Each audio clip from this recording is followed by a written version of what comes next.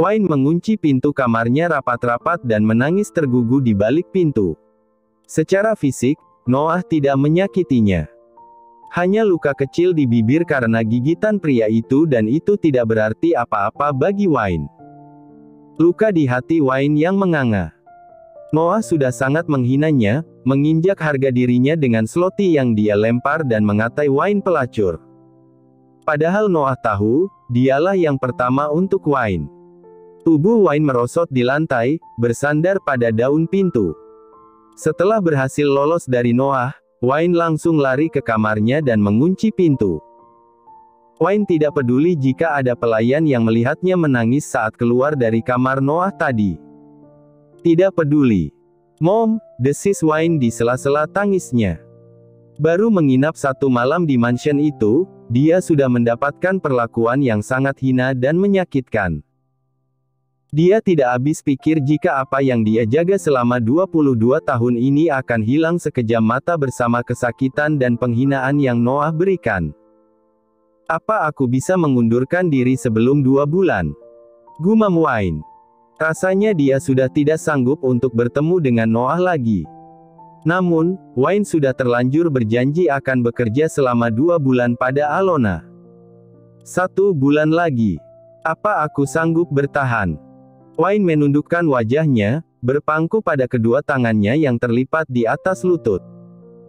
Kepala Wayne mendadak pusing dan matanya berkunang, efek terlalu banyak menangis. Ya, sudah terlalu banyak air mata yang dia keluarkan sejak tadi malam hingga siang ini. Namun, Wayne mencoba menegarkan hatinya, menguatkan dirinya untuk kembali berhadapan dengan Noah. Apapun itu, merawat tuan muda itu adalah pekerjaannya dan Wayne sudah berjanji pada Alona, sang malaikat penolongnya dan sang momi. Pagi berikutnya, Wayne bangun lebih pagi karena dia bisa tidur lebih awal malam tadi. Wayne meminta bantuan pada Nidia agar menyiapkan makan malam untuk Noah. Wayne beralasan dia sedang sakit. Dan beruntung, Noah pun mau dilayani oleh pelayan lain. Setelah mandi dan bersiap, Wayne menuju kamar Noah. Dia akan bekerja seperti biasanya, seperti tidak pernah terjadi apa-apa di antara mereka berdua. Wayne akan mengeraskan hatinya untuk orang yang telah menyakiti dan menginjak harga dirinya. Noah menganggap kesucian Wayne tidak berharga, bukan? Maka Wayne tidak akan mempersoalkannya lagi. Anggap saja jika Wayne memang tidak pernah memilikinya. Dan itu sama sekali tidak berharga serta tidak ada artinya di hidup Wayne. Dengan begitu, Wayne tidak akan merasa sakit hati, terhina, dan kehilangan. "Semangat, Wayne," gumam Wayne menyemangati dirinya sendiri. Sebelum membuka pintu kamar, Wayne lebih dulu menarik napas panjang. Menyiapkan dirinya jika Noah mencercanya dengan berbagai macam pertanyaan. Ceklek. "Selamat pagi, Tuan," sapa Wayne sambil menyunggingkan senyum tipis di wajahnya. "Kau ingin mandi sekarang?" tanya Wayne. Ya," jawab Noah disertai anggukan kecil. Wayne kembali tersenyum sebelum pergi dari depan ranjang Noah dan masuk ke kamar mandi. Sedangkan Noah, pria itu menatap liar ke segala arah. Heran sekaligus bingung dengan perubahan Wayne. Kemarin, wanita itu begitu ketus, dingin, menyebalkan, dan selalu berusaha menghindarinya. Namun pagi ini, Wayne sudah kembali seperti 2 hari yang lalu. Ramah, ceria, dan seperti tidak memiliki beban apapun. Apa dia selalu berubah-ubah setiap harinya? Gumam Noah. Kemarin dia sangat menyebalkan, marah, dan menangis. Lalu, wanita memang membingungkan, ucap Noah sambil menyugar rambutnya dengan kedua tangan. Beberapa menit berselang, Wayne keluar dari kamar mandi. Dia mengatakan jika air hangat untuk Noah sudah siap. Saat Noah sedang mandi, Wayne membereskan kamar pria itu dan menyiapkan pakaian untuknya.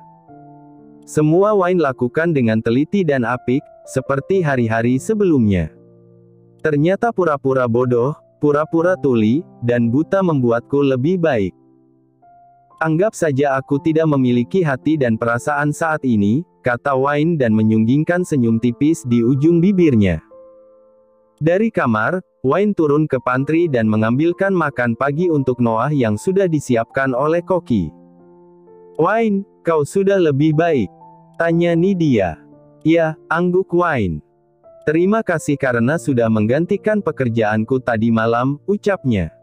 "Jangan sungkan. Aku tidak masalah, selama..."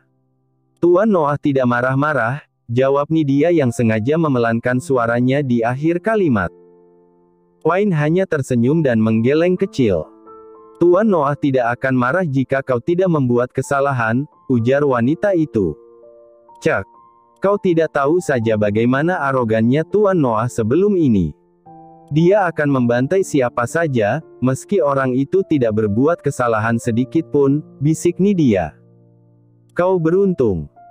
Mungkin karena wajah cantik dan pembawaanmu membuat Tuan Noah teralihkan," sambung Nidia seraya menaikkan sebelah alisnya dan tersenyum pada Wayne. "Jangan bicara omong kosong," sahut Wayne. "Aku naik dulu. Bye." Dengan hati-hati, Wayne membawa nampan yang berisi makan pagi untuk Noah. Seperti biasa, Noah akan makan di kamarnya. Saat Wayne masuk, Noah baru saja keluar dari walk-in closet dan sudah mengenakan pakaiannya. Pria itu memakai celana kain panjang dan kaos hitam berlengan pendek. Jika dilihat dari sebelah kiri, pria atletis dan tinggi itu sangat tampan dan berwibawa. Namun jika dilihat dari sebelah kanan, wajah Noah sangat mengerikan. Luka bakar di wajah dan tangannya membuat siapa saja yang melihatnya otomatis merinding dan ngeri. "Makanlah. Setelah ini kita turun," kata Wayne setelah selesai menghidangkan semua menu yang dia bawa ke atas meja. "Kau tidak makan?" tanya Noah. Dia sedang mengetes jawaban apa yang akan diberikan oleh wanita itu. "Aku akan makan di bawah dengan pelayan lain." "Kau tidak masalah, bukan?" Noah mengangguk. "Kalau begitu turun dan makanlah." "Aku akan makan sendiri," ucapnya. "Baiklah," sahut Wayne beranjak. "Selamat makan, Tuan," kata Wayne sebelum membuka pintu dan keluar. Bahkan wanita itu sempat menyunggingkan senyumnya untuk Noah. "Aku tidak percaya dia bisa berubah secepat itu," gumam Noah. Di luar, Wayne menghembuskan napasnya dengan kasar. Nyatanya berpura-pura tidak semudah itu, menyesakkan di dada. Tetapi sekali lagi, Wayne harus kuat. Demi Mominya dan Alona yang sudah sangat banyak membantu mereka. Di sisi lain, Noah juga senang dengan perubahan mood Wayne. Membuatnya juga sedikit melupakan pertengkaran mereka siang kemarin. Entah bagaimana, Noah juga masih bingung dengan mood swing wanita itu yang terlalu cepat. Mungkin karena dia masih terlalu muda dan labil, gumam Noah dan mengedikkan bahunya. Sejak pagi tadi, semuanya berjalan dengan sangat baik. Tidak ada adu argumen antara Noah dan Wayne seperti kemarin. Justru Wayne sudah kembali ceria dan membuat candaan yang menghibur. Wayne kembali seperti dirinya 1 minggu yang lalu dan Noah senang dengan perubahan itu. Setelah jam makan siang, Alona dan Nicholas telah tiba di mansion. Wayne lebih bahagia lagi saat mengetahui itu. Selain Noah tidak lagi bisa berbuat macam-macam dengannya, Wayne juga bisa pulang ke rumah, tidak lagi menginap di mansion itu. Mansion yang telah memberinya sebuah malam yang sangat menyakitkan dan gelap. Wayne menemui Alona untuk berbicara. Alona kemudian membawa wanita itu menuju ke ruang kerja suaminya. "Ada apa, Wayne?" tanya Alona. "Nyonya, aku ingin menanyakan tentang gajiku," kata Wayne. "Gaji? Apa itu kurang? Kau memiliki kebutuhan mendesak?" tanya Alona bertubi-tubi. Wayne sejenak membelalakkan matanya mendengar pertanyaan itu, lalu dia menggeleng cepat. "Tidak, Nyonya. Bukan itu. Maksudku. Apa Nyonya tidak salah memberiku amplop?" tanya Wayne sembari menyodorkan amplop di tangannya ke atas meja. "Aku rasa tidak," jawab Alona heran. "Aku sudah melihat jumlahnya, Nyonya." Dan itu terlalu banyak aku rasa, ucap Wayne. Alona tersenyum. Itu memang gaji untukmu. Aku sudah berjanji akan memberikan gaji 20 kali lipat dari gaji perawat sebelumnya untuk orang yang bersedia membantuku merawat Noah, jelas Alona. Jadi aku tidak salah. Itu memang hakmu, milikmu, imbu wanita paruh baya itu. Air mata menggenang di kedua netra bening Wayne. Wanita itu kemudian beranjak dan duduk di lantai, di samping kaki Alona. Terima kasih, Nyonya. Tuhan yang akan membalas kebaikan Nyonya dengan harta yang tiada habisnya dan umur yang panjang, ucap Wayne. Kemarilah.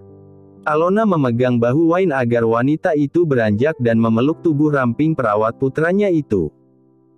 Jadi kau belum menggunakan gajimu sedikit pun? Tanya Alona setelah pelukan keduanya terlepas. Wayne menggeleng. Aku ingin membawa Mommy untuk memeriksakan kesehatannya. Tetapi saat melihat uang itu, kami takut Nyonya salah memberiku, jadi aku dan Mommy belum berani menggunakannya, jelas Wayne. Alona tersenyum mendengar penuturan Wayne. Teruslah baik dan jujur seperti ini, Wayne. Tuhan akan memberkati hidupmu dengan kebahagiaan, ucap Alona seraya menepuk pelan pipi wanita muda di depannya. Sekarang pulanglah. Kau bisa membawa Momimu memeriksakan kesehatan. Biar Kazio yang akan mengantar kalian, lanjut Alona. Sekali lagi terima kasih, Nyonya, sahut Wayne dan sedikit membungkukkan tubuhnya, tanda hormat pada wanita paruh baya itu. Ya, pulanglah, angguk Alona. Tapi Tuan Noah sedang tidur sekarang, gumam Wayne. Jangan khawatir. Nanti aku akan mengatakan padanya jika perawat kesayangannya pulang lebih cepat hari ini, kata Alona. Wayne tersenyum dan kembali mengucapkan terima kasih pada Alona sebelum keluar dari ruang kerja itu. Dengan diantar oleh Kazio, Wayne kembali ke rumahnya di pinggiran Warsawa. Wayne menceritakan semuanya pada sang Mommy dan tentu saja Bertie sangat senang mengetahui itu. Keduanya kemudian pergi ke rumah sakit dengan diantar oleh pengawal Alona, Kazio. Sepanjang perjalanan, Wayne terus menggenggam tangan Bertie sambil menceritakan kebaikan Alona dengan bangga. Itu semua Wayne lakukan untuk menutup kisah menyakitkan yang dia alami kemarin malam. Biarlah menjadi hal yang terlupakan dan tak perlu dikenang. Aku sarankan agar Nyonya Bertie dirawat beberapa hari di rumah sakit, ucap dokter. Diagnosa sementara, terjadi komplikasi serius pasca operasi bulan lalu. Jadi aku sarankan agar Nyonya Bertie dirawat saja supaya tim dokter bisa mengevaluasi dan menanganinya dengan cepat dan tepat, sambung dokter itu. Baiklah, dokter. Lakukan yang terbaik untuk momiku, ucap Wayne sambil mengeratkan pegangannya di tangan sang Mommy.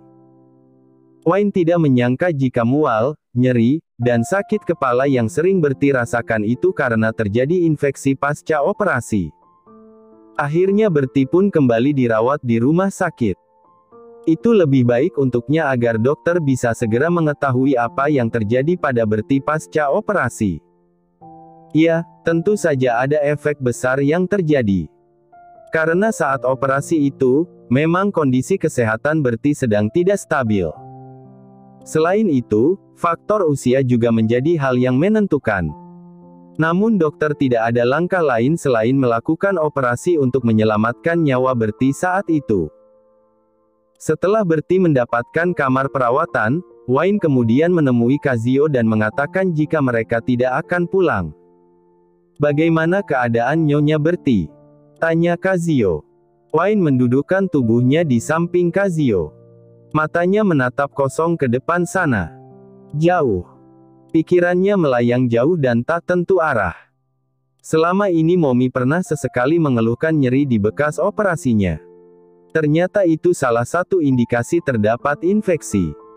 Mommy juga tidak mengatakan padaku jika dia sering sakit kepala dan mual.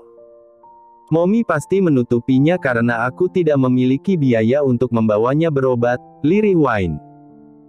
Dokter menyarankan agar Mommy dirawat supaya dokter bisa melakukan pemeriksaan menyeluruh, imbuh Wayne.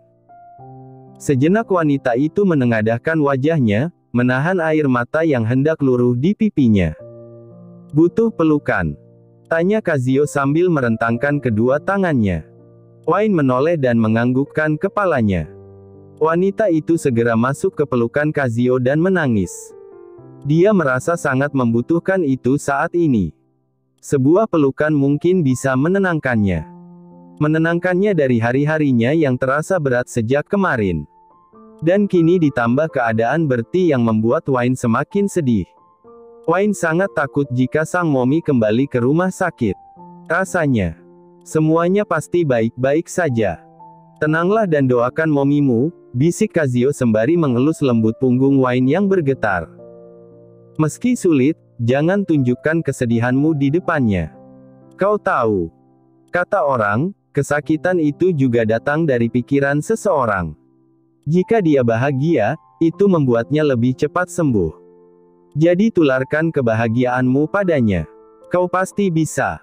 Wayne mengangguk di depan dada Kazuo dan perlahan mengurai pelukan mereka. "Terima kasih, Kazuo. Kau satu-satunya temanku dan aku sangat berterima kasih karena ada kau saat ini," ucap Wayne dengan air mata yang masih mengalir. Kazuo menghapus air mata Wayne dengan kedua ibu jarinya dan tersenyum pada wanita itu. Senyum yang sangat jarang tampak di wajah dingin sang pengawal. "Kita teman dan jangan sungkan lagi padaku, Wayne mengangguk sambil mencebikkan bibirnya. "Tang Yu," ucapnya lirih. "Berhenti mengucapkan kata itu," tegas Kazuo yang justru membuat Wayne terkekeh. "Sekarang masuklah dan temani Momimu. Malam nanti aku akan izin kemari dan membawakanmu makan malam," kata Kazuo. "Tidak. Jangan.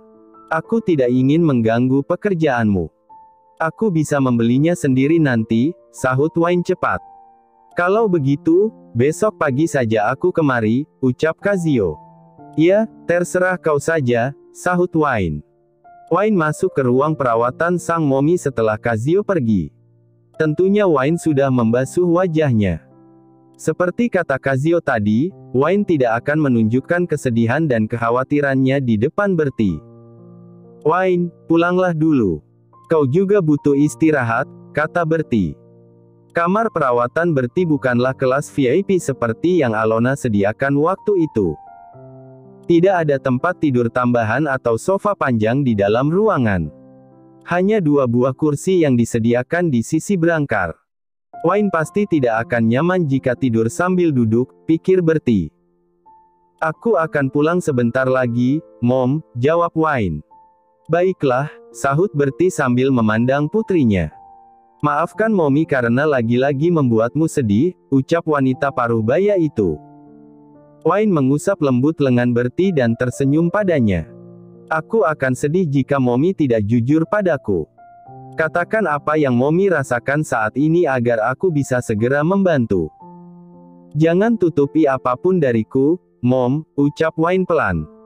"Momi hanya tidak ingin membuatmu susah," lirih Bertie. Wayne menggelengkan kepalanya. "Kita hanya berdua, Mom. Saling memiliki satu sama lain.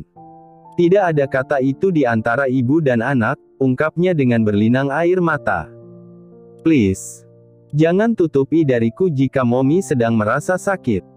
Sekarang kita memiliki banyak uang untuk berobat, jadi jangan khawatirkan apapun, Bertie mengulurkan tangannya dan mengelus lembut pipi Wayne. Keduanya sama-sama berlinang air mata. Di situasi seperti ini, Wayne tidak bisa mempraktikkan apa yang Kazuo katakan. Air mata mengalir begitu saja di pipinya. "Momi akan sehat untukmu. Untuk putri cantik Momi," kata Bertie tersenyum. "Momi sangat mencintaimu dan sangat bahagia dan beruntung memilikimu di hidup Momi," imbuhnya. Wayne menggeleng pelan. "Akulah yang bahagia dan beruntung karena memiliki Momi. Jadi kita sama-sama beruntung kan, Mom?" Bertie dan Wayne terkekeh pelan. Wayne kemudian beranjak dan memeluk erat sang Momi. "Kau sudah memiliki kekasih, sayang?" tanya Bertie yang membuat Wayne refleks melepaskan pelukan keduanya. "Pertanyaan apa itu, Mom?" Wayne memutar matanya. "Mungkin saja kau memiliki kekasih di luar sana yang Momi tidak ketahui. Mommy ingin sekali melihatmu menikah, kata Bertie. Oh my. Bahkan aku tidak ada waktu untuk mengenal pria, Mom. Menikah. Masih sangat jauh, sahut Wayne dan kembali mendudukkan bokongnya di kursi. Bertie mengedikkan bahunya. Bisa saja kau menjalin hubungan dengan seorang pria di belakang Mommy. Tidak untuk saat ini, Mom. Sekarang aku hanya ingin fokus bekerja pada Nyonya Alona, kata Wayne. Bagaimana dengan Kazuo? Tanya Bertie yang kembali tersenyum. Oh God, apa yang terjadi pada momiku ini?